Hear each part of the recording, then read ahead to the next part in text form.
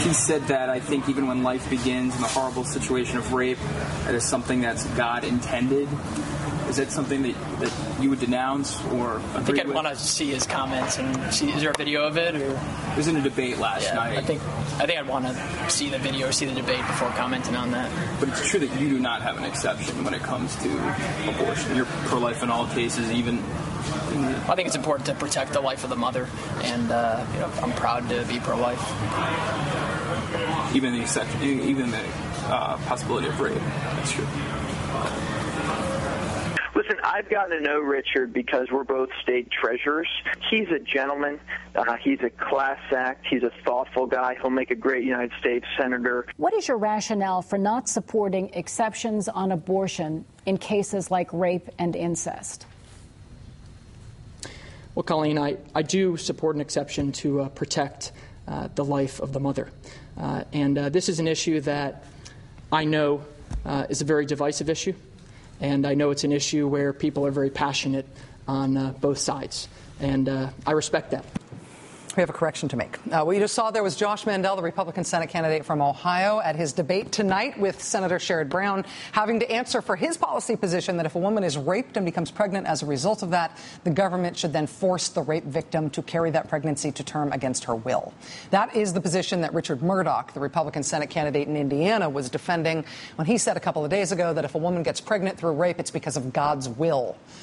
Josh Mandel not only holds the same policy position as Richard Murdoch, Josh Mandel in Ohio has been standing by his endorsement of Murdoch even through the God's will remarks. In reporting last night about how presidential candidate Mitt Romney is also standing by his endorsement of Richard Murdoch, despite the rape as God's will comments, last night we reported on this show that one of the reasons it would be awkward for Mr. Romney to drop Richard Murdoch is that Mr. Romney picked as his running mate a guy who holds Richard Murdoch's exact same view on rape and pregnancy and what the government should force rape victims to do. When it comes to rape and when it comes to the issue of should it be legal for a woman to be able to get an abortion if she's... Yeah, well, so I'm very proud of my pro-life record, and I've always adopted the position that the method of conception doesn't change the definition of life. Rape. The method of conception. The correction that we have to make is that we said last night that the Republican Party's become so extreme on this issue that they not only put a vice presidential nominee on their ticket who had to have the government force a rape victim to give birth against her will, but the Republican Party, we said, has chosen 7 U.S. Senate nominees this year who also hold that position. Just an incredible embrace of what was previously a very radical position by not just the vice presidential nominee, Paul Ryan, but these 7 Senate candidates. That's what I said last night. Turns out I was wrong. It's not 7 Republican Senate candidates. It's apparently 12 of them.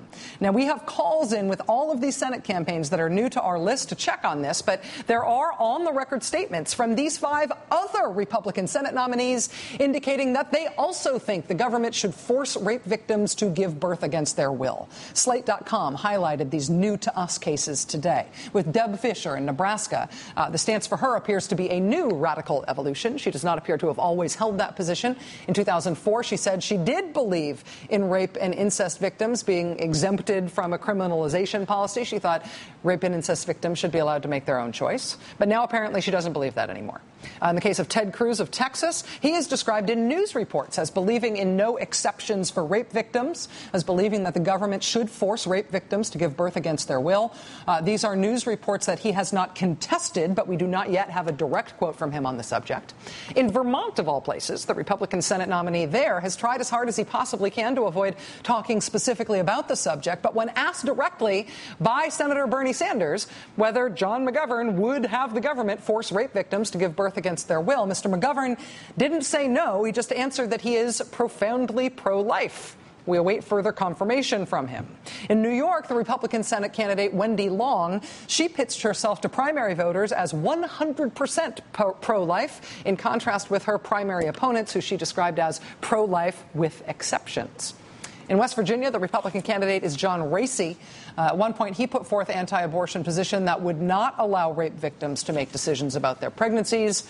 But at another point, he indicated that he did believe in giving rape victims their own choice. We tried to clarify the matter with his campaign today, but we so far have not had an answer. And there's a number of other Republican Senate candidates from whom we still do not have direct answers, though we're now trying to pin them all down.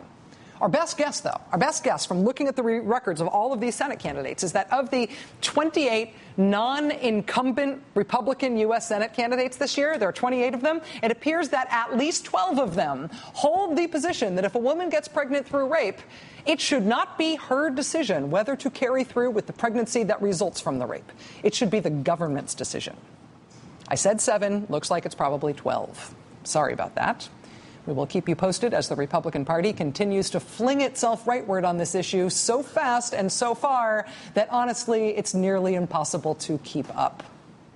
That does it for us tonight. We'll see you again tomorrow night. Now it's time for The Last Word with Lawrence O'Donnell. Have a great night.